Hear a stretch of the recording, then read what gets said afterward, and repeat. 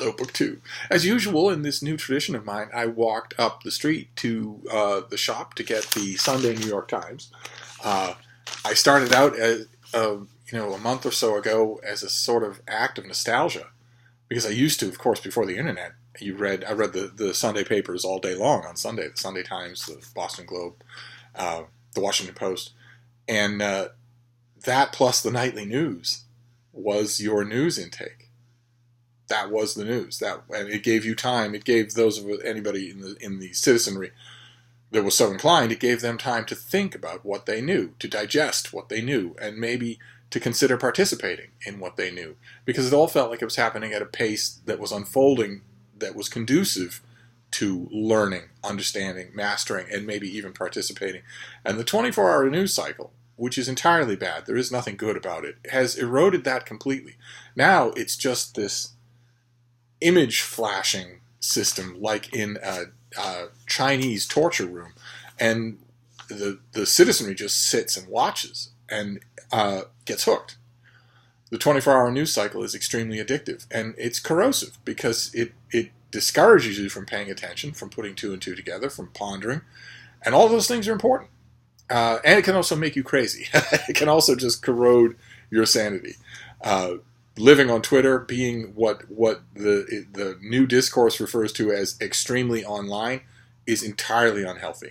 And I didn't realize that. I was just mainly doing this little ritual at first because the heart of the New York Sunday Times is the Sunday book review, a pull-out book review section that is the pinnacle of the book reviewing world. To get your review in that pull-out section is a great big deal, and also from my side of the spectrum, to get a review in that section is a great big deal.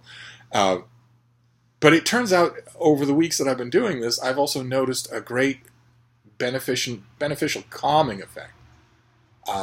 Because when I take in the New York Sunday Times, I get the big wad of the paper, and I read it just in depth from start to finish, even the sections that I don't particularly find interesting. I just read the whole thing. It's an amazing thing to get this much well-written and intelligent commentary, even if it's wrong-headed, for $6 on every subject under the sun. It's an amazing bargain, and I've noticed that in addition to getting the book review, it's also had a great calming and perspective effect on my news consumption, which is wonderful, and we all ought to do it. Can you imagine? Now, I'm not gonna get all partisan on you, I promise, but can you imagine how much less a force for evil? He's not a force for good, but imagine how much weaker a force for evil Donald Trump would be without social media, without the 24-hour news cycle. He lives on it like a big, engorged parasite, and if it didn't exist, he would have almost no power at all. In fact, if it didn't exist, even the people who consider themselves his base, his die-hard religious cult supporters, would look at him and say, "Ooh, if a relative of mine at a 4th of July party acted that way, we'd need an apology or he'd never be invited back." And this is every day. This is happening. Every day, a racist comment. Every day, a ghoulishly thuggish thing to say for anyone, let alone a president of the United States. And the reason we know it every day is because of social media. Better by far. Since social media and the constant 24-hour news cycle world will not desist, since mainstream media will not desist from feeding that addiction, it's quintessential culpability. They will not desist from doing it. Since they won't, you have to. It's not like you can affect these things anyway, so you might as well make yourself a little less crazy by stepping back what you read about and reading about it when it's done in a considered way. At least that's been proven true in my case. It makes me a lot less crazy. If I spend an hour on Twitter, I am guaranteed at the end of that hour to write a political tweet. And that doesn't make you feel any better. You'd think that it would, but it doesn't. But so the point of my Sunday New York Times is the book review. But of course, I read the whole thing, and I've gotten into the habit, much like my partner in tedium, David Murphy, over on his channel with the Wall Street Journal. I've gotten into the habit of dragging you through it. So I thought we'd do that. We'll do the whole thing. And also, unlike David Murphy, I am not nerd enough to use a highlighter on the paper. Good But we've talked many times in these tours of the front page of the New York Times. The front page of the New York Times is the most expensive, most valuable, most looked at real estate anywhere in the journalism world. And even it has localities above and below the fold. Because when you see the paper on the newsstand, this is what it looks like. And if you're not going to touch it, or if it's behind glass, that's all you see of the news that the Sunday New York Times saw fit to print above the fold. It's only when you open the flap that changes, that you get a bigger picture. And on the front page today, there's mostly bad news. There is a worshipful profile of a presidential candidate. The New York Times is going to be doing that for the next year. You might as well get used to it. They do it twice in this particular Sunday issue. On the front page, it's Kamala Harris, who gets a worshipful teaser for a much longer article past the jump on the inside of the paper that does not ask any hard questions, does not point out any hard contradictions. It's basically, I mean, the President of the United States has called the free press, guaranteed in the Constitution of the United States, the enemy of the American people. And he never refers to the New York Times without referring to them as the failing New York Times, even though, like everything else he says, that is incorrect, or a lie, or both. In this case, it's a lie, because he has had it pointed out to him many, many times that the Times circulation and subscription have quadrupled since he became president. So they're not failing in any way. I'm not saying that Kamala Harris is bad news, but the main bad news on the front page here, and it is above the fold, I will give the Times credit for that, is a story that a lot of people aren't going to see for how bad it is. And that is that the new Trump of Brazil has greenlit virtually unimpeded logging and deforestation of the Amazonian rainforest. And giant forests, especially rainforests, produce oxygen. They are the things that produce oxygen for the world, and everything on the world that breathes oxygen needs them. They are the lungs of the planet, and the Amazon rainforest is the largest of its kind, by far the most important of its kind, and will be gone in a decade. And that's going to mean a lot for every single living thing on Earth. That is going to mean, that is the biggest story possible. So I'm glad they gave it room on the front page. I think a lot of people who read the Times are going to say, a lot of people, given the choice, they're right next to each other, are going to want to read about Kamala Harris than they are about the destruction of the rainforest along the Amazon. You do 50,000 acres every month, and you will be out of rainforest very soon. But another thing that I noticed on the front page is below the fold. Another thing I noticed is a recent addition. I'm sure that the Times front page was mocked up differently with a different graphic in this spot. This spot right here is a picture with a teaser. There's no article on the front page. That's one of the ways you can tell that there was a late edition. The picture is of a massive riot that took place in Moscow, and the picture jumps to an article that was put together. And when you jump to that article about this riot that took place in Moscow, where 1,000 people were arrested, and there was police were called out, and there was a large amount of speculation. It started for a while there. It trembled on looking like something genuinely severe, genuinely paradigm shifting. And when you jump to the article on the inside of the first section of the paper, you find news of other riots as well. There was one in Hong Kong. Now these things are being done. The one in Hong Kong was the same kind of scale and had the same kind of vibe to it. If you find live footage on YouTube or elsewhere online, you can see the vibe even in the footage. A vibe of this might have started off as something about municipal elections or something like that. They almost always do start off that way, where the crowd has a grievance. How dare you imprison so-and-so, or elect so-and-so, or falsify this election, or whatever. And then the whole thing takes on a larger awareness of just, the small injustice that were originally out here to protest against. It occurs to us is part of a much larger system, and maybe we should be protesting in hugely larger numbers about all of that and change it all at once instead of one thing at a time. That's the feel that both those riots had. They were the things that stuck out to me in the front section of the New York Times. That and a story from Białystok, Poland, that some of you may have seen it on from one of our own booktubers, Kamala. What Kamala Reads had an Instagram feed about about this, and it was a gay pride march that met with enormous and violent resistance, and it's kind of it kind of gave you the impression after the first section of the Times of a kind of tug of war taking place in the world, an old familiar tug of war. It's always very depressing when the president of your country, whether it's Brazil or the UK or America, is on the bad side of the tug of war, pulling you, in the wrong direction. But nevertheless, I said that I wouldn't go all partisan. I mean to stick to that. That was the main gist of the front section of the New York Times, was upheaval, which isn't bad. It wasn't pleasant to read, but it is, as long as you are getting your news in context and in small doses and a little at a time, so that you can sit back and think about it, then, take the good with the bad. Like, for instance, a perfect combination of good and bad was in the sports section, which I ordinarily wouldn't look at all. But the whole front section of the sports section was stills from a now viral surveillance camera video footage. Can't make it out in this light, but what it is a bunch of skateboarders who fought with a security guard and badly injured him. They knocked him down, and when he got back up, they knocked him down again, and he ended up badly injured. He has brain damage, and the article says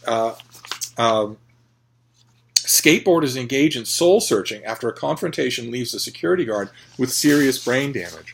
And I read the article. I thought it was fascinating, and it reminded me that of all the young skateboarders that I have met here in Boston, there are all sorts of places that, any open stretch of concrete or pavement can become an impromptu practice place. And I was reading this article and I was thinking, okay, soul searching, but mainly on the part of these particular skateboarders, not on the part of the community as a whole, because when I was reading this article, I was remembering that young boys practicing their skateboarding have been some of the most unfailingly courteous people I've ever met when I'm out and about. They don't mind you watching. They don't mind you asking questions. They don't mind a good-natured chuckle when they cash in their cookies on a really bad crash. And I have been on cold days or on bitterly hot days, back when hot days bothered me. I have been distracted and maybe a little out of humor and walked maybe a little too close, or maybe a practicing skateboarder got out of control and came too close to me. And when those situations have happened, the young skateboarder, the young boy, was always immediately quick to apologize and to mean it. So I didn't know what to do with this article. I mean, of course, the footage is horrifying, but the idea, it isn't really entertained in the accompanying article. But the idea that this is a scourge of skateboarders just in general, I may seem like the strangest person to say this, but I adamantly reject that. That is not true. I have had a huge amount. Over the last 20 years, I've had a huge amount of experience dealing with skateboarders in exactly that sort of situation, where they are loudly and raucously practicing in some public place. It's not every city that has a skateboard park. It's not every skateboarder who's willing to go to those parks. The open spaces become their practice places. And they know... They know their P's and Q's. I have almost never seen that not be true. So I'm assuming that it's not the Times trying to gin up an us versus them controversy. There are plenty of those already. And then another section of the paper that I wanted to talk to you about is the section that I shouldn't look at. I shouldn't look at it. And that is the op-ed section. It's called the Sunday Review, but what it is the op-ed page. And I have a long, long experience with op-ed pages in the print world. I not only was once the editor of such a page, but once upon a time I was the workhorse of such a page, where op-ed refers to you've got opinion columns by writers who bloviate on whatever subject is on their mind today, and then on the opposite side, you've got the institutional editorials, usually a stack of them that aren't signed. And that rabble-rouse on issues of the day at much shorter length. And I used to write those. I used to write those. When I wasn't writing an article on my own with my own name on the other side of the op-ed page, and sometimes even when I was, I would do one of those op-eds, or maybe when it was a really slow day, all three. And I got into the mind frame of the mind frame you have to have in order to write either side of the op-ed page. And it's not a healthy mind frame. It's not a healthy mind frame to be in, and it's not a healthy thing to read. Almost always, in almost all cases, it's not healthy to either think or to read. I have a long, long clip file of the stuff that I wrote way back before most of you were born. Writing about the politics of the Carter administration, writing about the politics of the Reagan administration, and making excellent money off the deal because the Reagan administration gave op-ed writers an endless banquet. And so on and so forth. And then after that, it started to feel like something changed. It started to feel more real to me and to a couple of old cronies of mine who remembered Lyndon Johnson. It changed because, as we used to put it, those of us who remembered Lyndon Johnson, put it in a particular way. I'm not sure that it's going to make any sense to anybody now, but our shorthand was, politics always gets serious and ugly when an oil man is president. In other words, someone connected with Texas, and somehow or other, Texas oil, something like that mind frame. When George Bush Sr. became president, I mean, he's the soul of affability today. He's practically a canonized saint in Republican circles and in American circles just in general. The week of funeral rites for him was a little difficult for those of us who lived through his presidency to take with a straight face. Of course, you want to be courteous to the freshly dead. There's only one American president I can think of in modern times who will not elicit that response from anybody. But even so, reading some of the encomiums to Bush Sr., after having lived through and written about his term in office, was a little tough. And after that, things seemed to get real and ugly in a way that maybe in hindsight it didn't seem like Reagan's terms were. Even though there was war and unrest and insurgency and an assassination attempt, it still didn't feel quite the same. And I was doing op-eds all throughout that time, all throughout the shift from the weird interlude of Jimmy Carter, even when he was president, even when his numbers were fairly high and people were thinking, oh, there's a good chance that he'll be president for a second term. Even then, it all felt like a surreal dream, just like a surreal dream.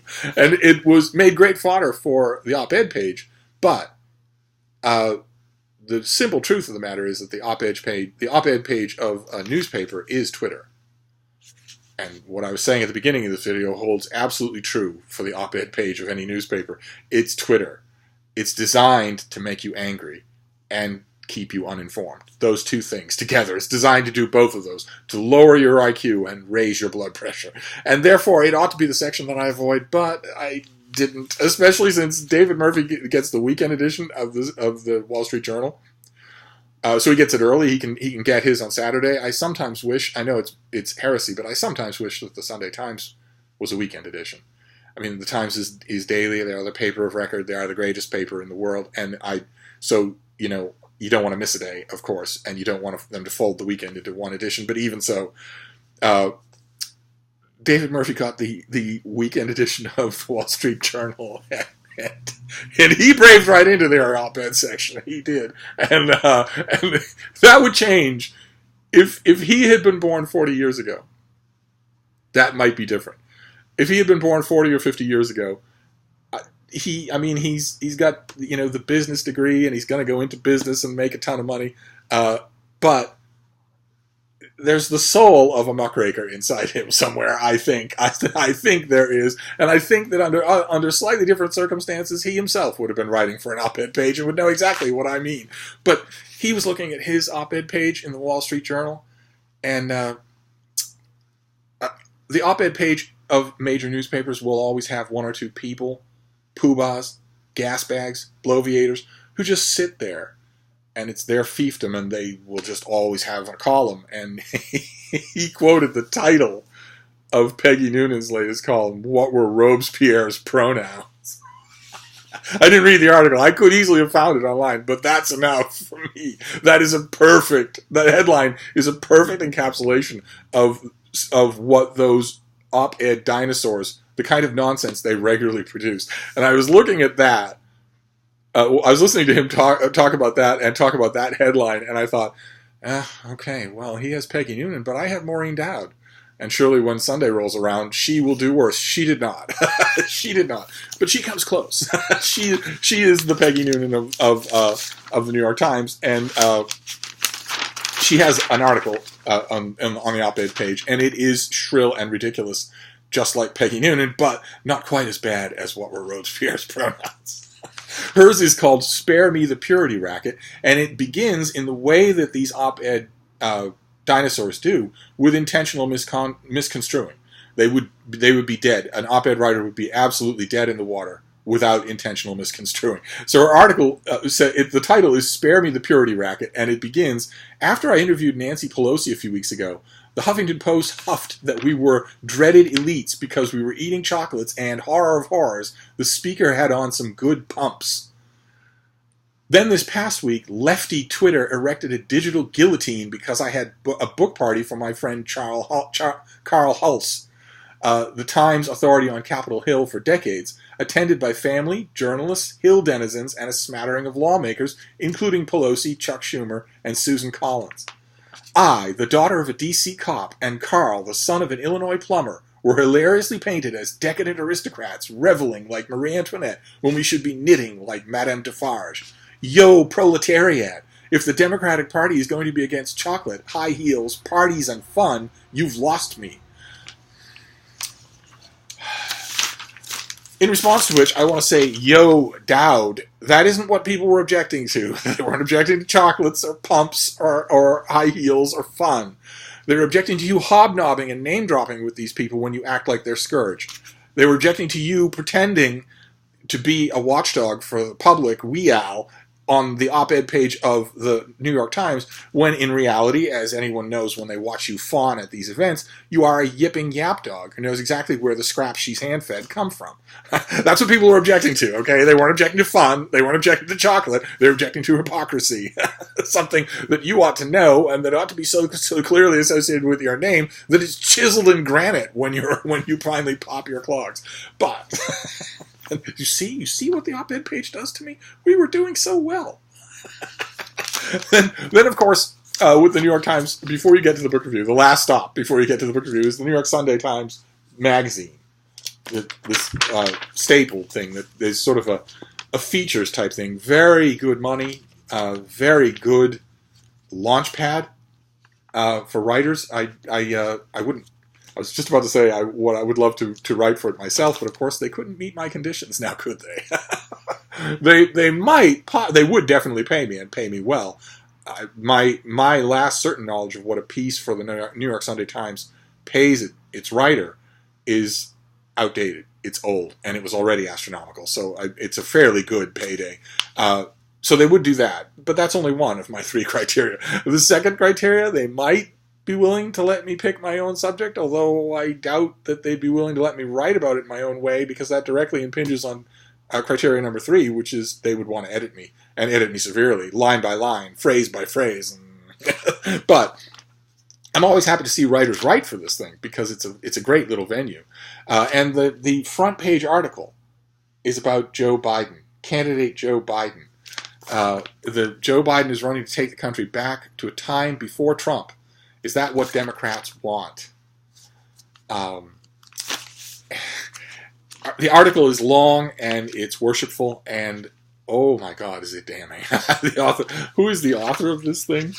It just goes on forever and ever. The article is called The Optimist, and it's by Michael Steinberger, who I am sure loves Joe Biden. If you meet Joe Biden, I have met him a few times. I'll show you a picture. There's a picture that perfectly encapsulates what it feels like. Don't look at the rest of the crowd. Just look at the woman. That is exactly what it's like to meet Joe Biden. That's exactly what it's like to meet him.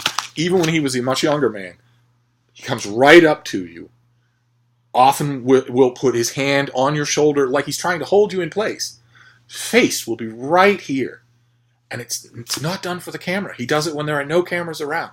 He grapples you to him, and you have his complete and undivided attention. And nothing in what he says to you is canned or memorized. Nothing. That is an amazing quality, and it has made him beloved. People who know him personally love him.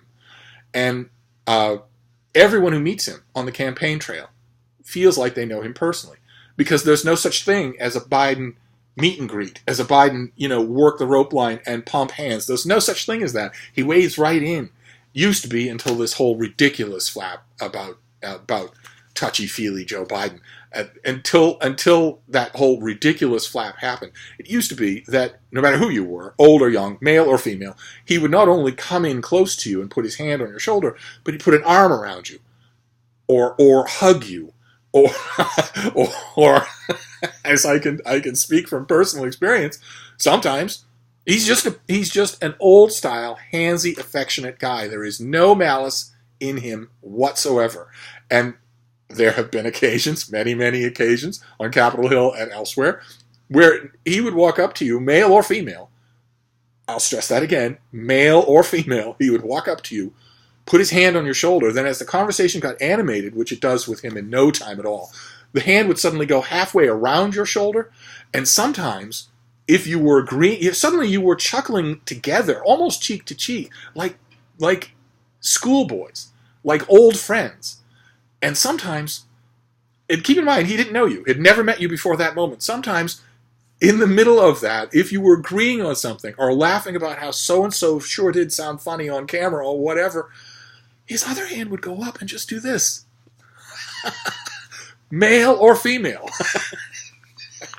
And that's exactly how you feel on the campaign trail when Joe Biden comes up to you and says, hey, how you doing? Boy, is it hot today. Do you work? How's your job? How's the family? Do you have anybody out of work in your family? Tell me about it. He actually means it, and that is amazing. That is absolutely amazing. And if that were still America, then he would not only become president at long last after so many tries, but be a great president. I think the point that the article is trying to get at is that that is no longer America, and that is true. One of the things that grieved me the most in 2016 is something that the American public seems always to forget. They need always to be reminded of it. They forgot about it when Reagan did it, and then they had to be reminded of it. They forgot about it when George W. Bush did it, and they had to be reminded of it. And that is that once a president changes the outline of the bag, once a president pushes the envelope stays there. It never goes back to what it was before. This quest to go back to what it was before has been animating the Republican Party for 40 years, only to its detriment, and to the detriment of the country. So the answer here is twofold, of course. The Democrats want, when you say the country back to a time before Trump, well, Democrats want the country to go back to a time before a power-mad would-be dictator, a lying, sexist, fascist moron were in the White House and ruling it by whim and nepotism. Of course, the Democrats want America to go back to a time before that. I would argue, deep behind closed doors, that maybe some Republicans wanted to go back to that as well. But do they want it to go back to as if Trump had never existed? Does it mean they're not going to use his weapons? Does it mean that they haven't gotten some benefit out of the new parameters that were pushed into their current shape? No, it doesn't mean that. And any Democrat who runs that way is bound to lose. I mean, I think it's almost inevitable that a Democrat will lose anyway, because the Republicans spent the entire two terms of President Obama gerrymandering their key districts to the point where in some of them the vote tallies could come back 70% Democrat and the Republican would still win. It's pretty tough to work against that. What you need basically is a kind of landslide. You need, some of you, most of you I imagine will be old enough to remember President Obama's first run for the White House. The feel of it, the electric charge of it. Suddenly it felt like the present campaigning against the past. And it felt like a groundswell. You would need that. You would need that. And that groundswell was built on the so-called Obama coalition, which, so far as I've been able to see, no Democrat can assemble again. We shall see. We shall see if that's true. It's a long time between now and Election Day. But all of that was counterbalanced for me in this article, which I'm sure was not the author's intent. The author clearly fell under Joe Biden's spell. Most people do. The effect of the article was damningly in the other direction. Biden came off as not only tired, but badly out of step. just someone who doesn't think that the press isn't paying attention to every word he says, someone who doesn't think that he needs prepared remarks or rehearsed responses. In this day and age of the 24-hour news cycle and constant immediate fact-checking and people with knives out at all times to catch you in the smallest contradiction, I think on one level he and maybe some of his older handlers might be thinking, well, none of that has hurt Donald Trump, who's the biggest liar who has ever been on the public stage in American history. Tells, a good solid 15 demonstrable lies every day and hasn't been hurt by it at all. And what I want to say to those people is two things. One, there's something that the millennial generation just doesn't seem to get. There's a concept, a very basic concept, that the millennial generation just does not seem to get, and that is that two wrongs don't make a right. Two wrongs don't make a right. 50 years of Jim Crow racial segregation against black people does not make it right for you as a white person to go on Twitter and say, I have an editorial assistant job open, don't apply if you're white. That does not make it right. Two wrongs don't make a right. That's the first thing that I want to say to those apparatchiks, is that even if it hasn't hurt Donald Trump, that doesn't mean it's a good thing to be or to do. And the second thing that I want to say is that it has hurt Donald Trump. Of course it has hurt Donald Trump. He's chipping away every day at the people who think he walks on water, at the people who think that this is all some sort of, bully boy game to drain the swamp and break up the machine in Washington. Even some of his diehard supporters, I know some of them, even some of his diehard supporters, when it comes down to it, when we sit down and talk without shouting, remember that we're friends first. Remember that we like each other first. Remember that we're Americans first, instead of Republican and Democrat first. When I sit down with some of those people and talk to them, they universally say the same thing, which is, we like what he's done, but we cannot stand him. He's dragging us all down into the mud. We can find somebody who will do the things we want, who isn't him. He, himself, personally, is a deal breaker. He's embarrassing and humiliating and angering, and we don't want that. We want the policies, but we don't want him.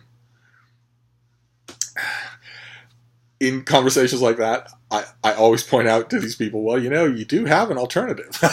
I mean, former Massachusetts Governor Bill Weld is running as a Republican against the sitting Republican president. He has no support. He's currently polling at like -50, but he has no chance at all of anything whatsoever. But Republicans do have an alternative. But I think just the conversations are a sign of health. I think that is true. I don't think that the rot or the tribal irreconcilability is anywhere near as bad as the impression you get if you live on Twitter. So don't live on Twitter. Instead, talk to your friends about politics. In a civilized, non-shouting way, talk to your friends about politics. Of course, it doesn't hurt when I'm talking to my Trump friends. That they know that I'm not a Democrat. Let's just put it that way. A couple of my very oldest friends actually know my political stance, and take my word for it, you don't. And it makes those conversations easier to have. But anyway, at long last, after a huge prologue, we get to the book review. The New York Times book review this time around, which is a front page article on thrillers. And some very good stuff in here on thrillers and murder mysteries.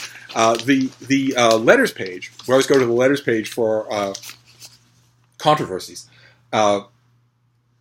And there was one. There were a couple of people who wrote in about the appeals of communism. Because a review of an older book, of a book from last week, poo-pooed the idea of communism. And a couple of people wrote in saying, "What's so bad about communism?" And one of those people was from Jamaica Plain. A little bit embarrassing. But there was also an article, a letter of someone defending a book, which is always great to see, and should never come from the author. I know it's nerve-wracking for an author. If you're the author and you see someone write a review that you think is fundamentally unfair to your book, the first thing you want to do is write in and defend yourself. And you shouldn't. You shouldn't. Under any circumstances, you shouldn't. If your book has reached people, then those people will feel compelled to write in. And someone does. Garrett Riggs of Cortez, Colorado, writes in defense of Alexandra Popov, her book Vasily Grossman in the Soviet Century, which we've seen on this channel. William Taubman wrote a review, and Garrett Riggs writes in and says, Taubman's review does not really evaluate Popov's work. Instead, it repeats anecdotes and widely known Wikipedia-level biographical information about Grossman. For example, Pasternak's view of Grossman is far more nuanced than Taubman would allow. Anna Akhmatova, who Taubman would assert held Grossman's work in disdain, was known to shun prose, even Tolstoy and Chekhov. And while Grossman was relatively well off during his final years, Taubman repeats the myth that he lived in dire poverty. And the letter goes on to roundly defend that book, and that's great. That's just what you want. Then there's the Buy the Book feature, in which the Times asks a preset list of questions of some literary celebrity. This week it's Javier Marias, and they ask him a whole bunch of questions. We always look in this thing for, it's a glimpse into a writer's world. So you look for who's simpatico with you and who's not. And at one point he writes, they ask him, what's on your nightstand now? And he makes a point of saying that critical acclaim makes me diffident nowadays. But then later on, when he is asked, what writers working today do you admire most? He says, I admire Alice Munro so much. When that is acclaim. That is only acclaim. I guarantee you, he did not love Alice Munro before he was aware of her acclaim. So where that idea goes and sticks to, I don't know. but Alice Munro, I guess her name has just faded to come up over and over again. Victor Laval, who wrote The Changeling, reviews Blake Crouch's novel Recursion. I know that Blake Crouch has a lot of fans on BookTube, and I went into Recursion with a wide open mind. I did not, in the end, go on Book Depository and buy a different copy of a book of an author who's never pleased me all that much, just because it looked better in a UK edition. I ended up not doing that. That would be an extremely self-indulgent thing to do. I just read the boring, ugly American version, and it just didn't do anything for me. But it did a lot more for Victor Laval. And Lady in the Lake by Laura Lippman, which I thought was a very flat, very by-the-numbers thriller, gets a whole page of breathless praise from Stephen King. Breathless praise. Not because he thought the book was breathlessly good, but obviously because somehow or other he wants to do the author a favor. And so he has used the bully pulpit of the Sunday New York Times Book Review to mislead readers who will take his advice and get this limp-wristed thing that's been called the greatest thing since Chekhov and not like it. Anyway, there's an article here, a long review of Helen Phillips' book, The Need, about a mother who has all sorts of anxieties about being alone without her husband with her children. I read The Need because I saw a number of booktubers hold it up, and I was impressed. I thought it was quite good. I'd already had the mother of all tip-offs, because Sam Sachs of the Wall Street Journal liked it, and he knows a hack from a handsaw when it comes to contemporary fiction. And then I saw a bunch of other people hold it up and say they liked it, and it turned out I liked it too. I don't quite understand what was going on in it, but I very much liked it on a sentence-by-sentence level. And I liked the reviews by Harriet Lane, and I liked her review as well, except for one paragraph. The novel, it should be said, may well mystify non-parents,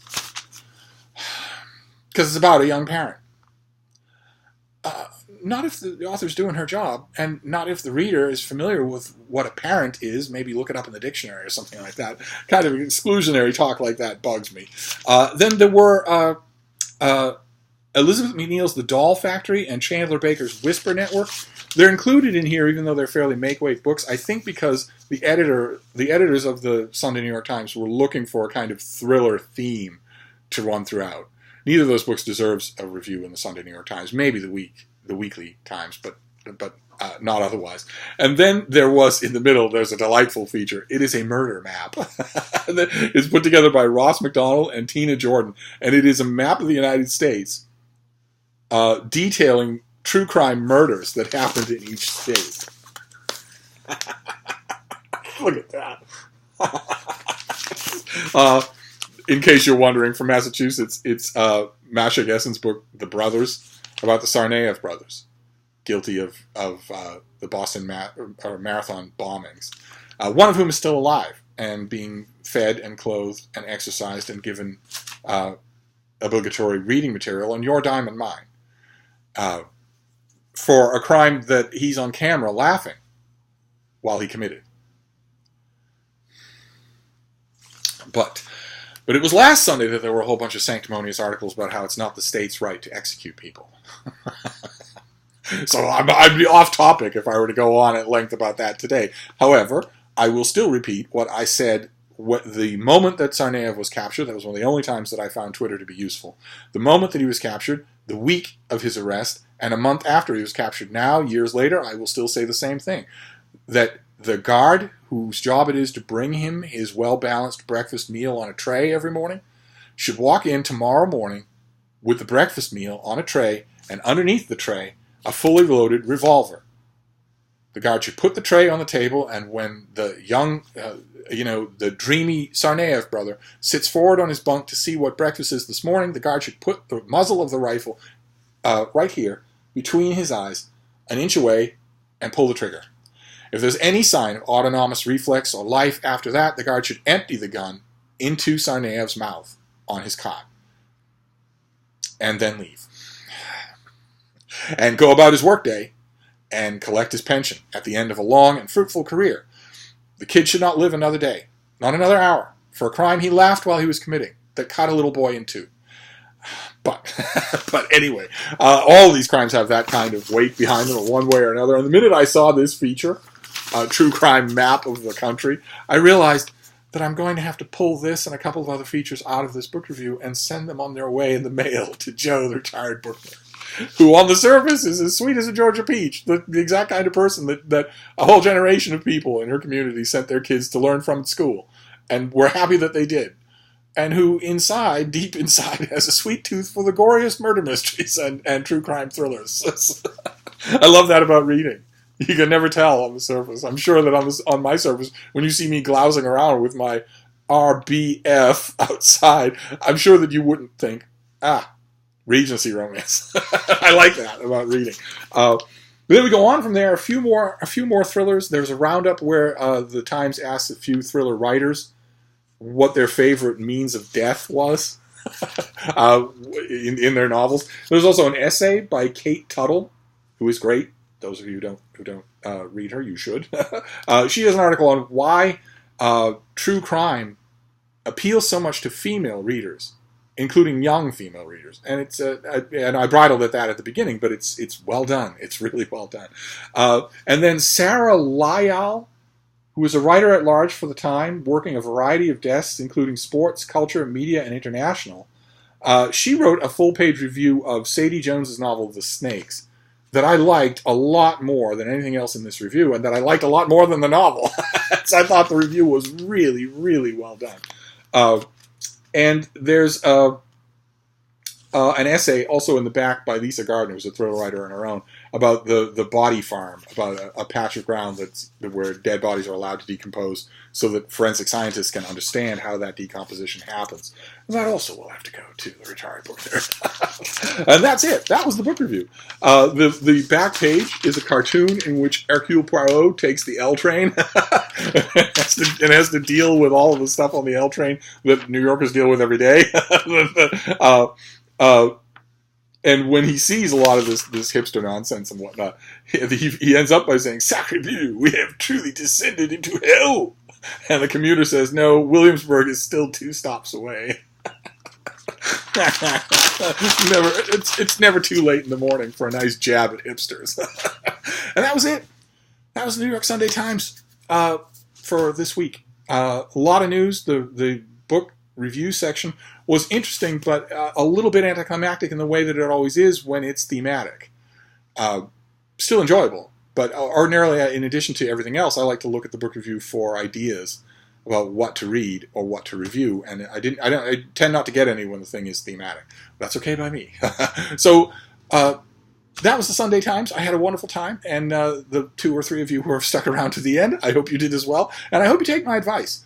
Find a local paper and read it. Subscribe to a print paper. David Murphy makes the point in his video that they are very worthwhile enterprises. You should subscribe to one. You must have a local one. Find one with good enough news coverage, even if they pull their stories off the wire, and subscribe to it.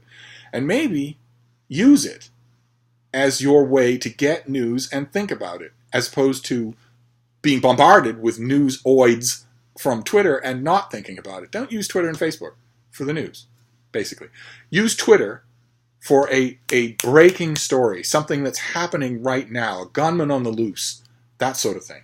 It's invaluable for that because users are everywhere. Or the exact placement and damage of an ongoing hurricane. Use it for that, but don't use it for news. Anyway, I'm going to wrap this up, but I will be back. Thank you, Book 2.